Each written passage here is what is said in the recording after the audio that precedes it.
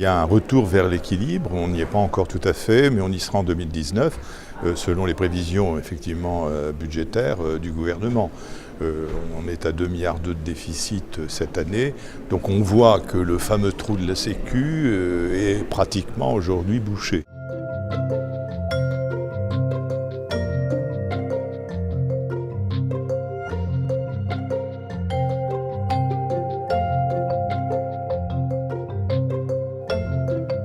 Une partie des recettes de la CSG va directement dans le projet de loi de finances. Donc nous on dit, on est dans le PLFSS, on a besoin de recettes pour le PLFSS, pas pour l'État.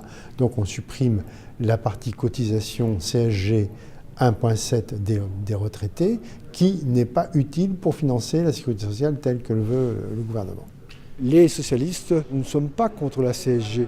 L'argument de son augmentation pour donner plus de pouvoir d'achat aux travailleurs salariés a été utilisé en son temps par Lionel Jospin, Premier ministre. Mais aujourd'hui, deux différences. La première différence, c'est que le gouvernement ne prévoit pas de compensation complète, clairement établie pour les retraités. Et la deuxième différence, c'est que dans le contexte politique où dans le même temps, en supprimant une partie de l'impôt sur la fortune, il redonne des milliards aux familles les plus riches et les plus aisées de ce pays, il est difficile de demander un effort de solidarité aux personnes qui sont actuellement retraitées.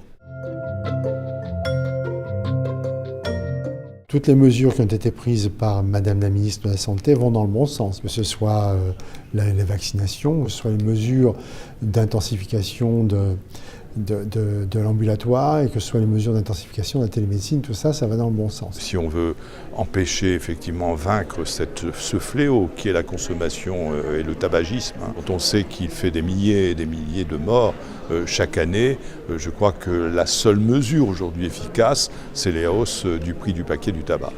Et puis une mesure qui est la taxe soda, dans la mesure où cette taxe est proportionnelle à la quantité de sucre. Il ne faut pas stigmatiser le sucre, mais c'est un signe à donner aux industriels de diminuer la quantité dans les boissons.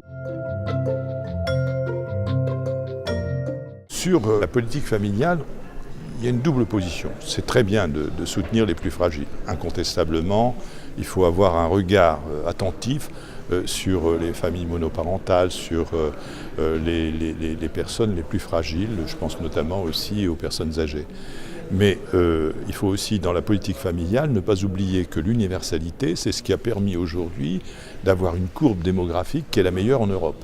Est-ce qu'on fait une politique familiale telle qu'elle a été définie par la loi de 1945, c'est-à-dire une politique nataliste, favorable aux familles, quel que soit le niveau de revenu de ces familles, ou est-ce qu'on fait une politique sociale uniquement qui aide uniquement ceux qui en ont besoin, ce qui n'est pas la même chose. Le rôle du Sénat, c'est au moment où l'Assemblée nationale est presque un seul courant, une seule voix, de donner une voix différente, qui est celle, alors quelquefois c'est celle des territoires, là aujourd'hui c'est celle de la diversité dans l'appréciation de notre protection sociale.